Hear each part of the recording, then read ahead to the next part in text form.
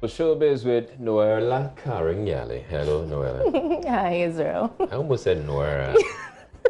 You know, they say bold men wear pink, so kudos to you. You were in a Okay, pink is this shirt. actually pink? Yeah. Thinking it's peaches. I think it's a bit pinkish. Yeah. Well, I don't really know. Anyways, I have a story on Saturday. I have one on Keche, and I have a report on an online platform called Ogili. So your pick. Let's start with Keche. Okay, so you know, it's out that they've signed onto a new record label called Golden Legacy Empire, and you know, it was rumored that the deal was worth $2.5 million. Right. A lot of people were like, "Oh, it's just for hype." It's not true. You can't find anyone who would invest that amount of money into any musician. So they've come out to state clearly that their deal is worth $500,000. They signed for 2 years. To 2.5 million CDs. Well, yeah. And, you know, they signed for 2 years, and they were given 3-bedroom apartments and 2 saloon cars, brand new saloon cars. And, you know, they have a new video out called Odo. Classic video. You should see the video. And so they talked about that and more. We're here, and our sister countries, our brother countries, they've been signed deal for $1 million, $2.2 million, $3 million, and catch $500,000. You have a problem with that, and you think it's not true. Yo, we almost 30 million population. Tanzania, Diamond Platinum is signing a deal of $1.5 million. You understand? So you think like people don't have that kind of money in Ghana to sign an artist? Yo, come again. Trust me, because we said we bid like $1 million. Oh, really? Yeah, we bid like $1 million. And because they're a new company that they want to do more, and when they brought everything, people were like, yo, they want to do this, the 500,000, Charlie, make we take them. So it's real. If Charlie, it be real. You know, it feels sad, you know, when I listen to Ghanaians, you know, talk about this, you know, I mean, the spirit is not there. They don't believe it. You know, because they even look down upon themselves. They feel they don't even deserve such. You know what I mean? Look, what is there to brag about when I'm being sent 500,000 and I come here to just, you know, pretend or cover it? You know what I mean? I need to let the people know. Okay, so let's talk about the music video now. I heard you say you went all the way to Dubai to shoot this music video, but you're promoting Odo, which is Ghanaian, and you took your money from Ghana and went to invest somewhere else. We did not invest. We went there with a Ghanaian director, Rex. Yes, we wanted to test other waters because we almost catch all our videos. We did it here, so we want to do other side. I think you have to do that sometime because you don't want to just be a Ghanaian artist. You want to cut across. That's what the fans want.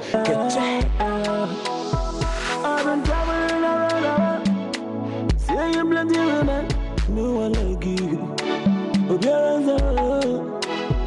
I've been traveling around the world, saying plenty women, no one like you. I mean, I love the video. Very good. The video looks good. Nice. So away from that, let's talk about Sarkodie. He is faulting the media and fans for, you know, the breakup with Strongman. You know, his label, which is the Success music label, signed Strongman for 2 years, and then after 2 years, they couldn't continue. And he says the reason why they, you know, broke up was mainly because of the fans. They kept comparing him to Strongman to Sarkodie, and they felt like he could do more than what he did for Sarkodie. And then he was asked if he would allow his daughter, his only daughter, Titi, do music. If she grows up and she decides to do music, will you allow that? And you want to take a listen to his reply. I think the fans, the media had a lot to do with that.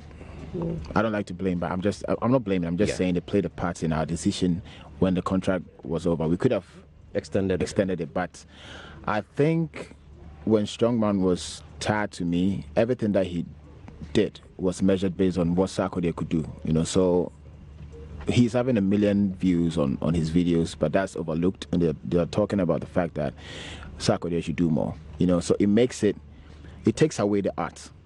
And as much as we thought what we were about to do was going to be it was going to be the opposite. The Sarkodie is part of you, so then, you know, the numbers are going to, which did, numbers went up, you know, people are going to fall in love with you more. But I think they were criticizing him and even me more.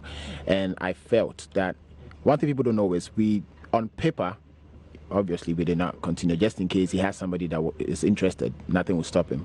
But nothing has changed as in me and Strongman. It's still what we're doing, but then to the people, so that they can allow the brand strongman to be there, so that anything he does now, you don't have to like link into anything. You have to just focus on the work, you know. So it was a mutual agreement that we had. We sat home for a while. We were brainstorming us in the feedback we got from our collaboration, and we thought that was the best way.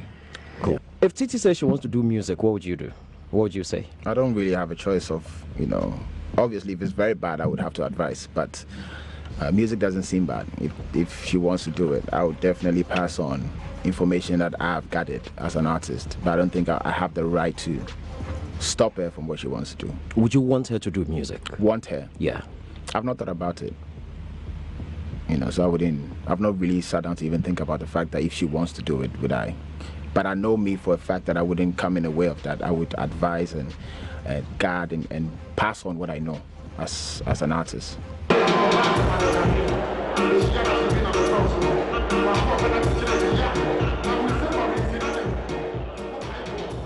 All right, so Saturday there. From one rapper to another rapper. Yeah. So I know why you're excited, because your favorite rapper, isn't he?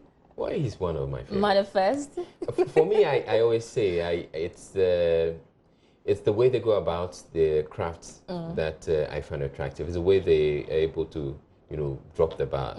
That excites me. Yeah. And not so much about the person. Okay, so he has a new one out called Rapper 101, you know, and he's been trending all day on Twitter. I've read a few tweets from Twitter. A lot of people seem to say... Are you one of those who thinks that he's actually throwing shade at Sarkodie? You know, you remember we had an interview with him, and he stated categorically that he's moved past that. He's not. I mean, they're in a good place now. So I don't want to believe that he was throwing shots why at don't we Sarkodie. All right, so let's take it. Let's hear a bit of it. Say I'm responsible. Now that right there is boring. Rapper 101. Get a catchy catchphrase. Like M da da da da da. Repeat it always. Repetition is the mission. That be what go get you praise. And if all fails, you can steal somebody's wave. Rapper 101. You be the roughest and the toughest, and you got the deepest pockets. Your money won't fit in wallets.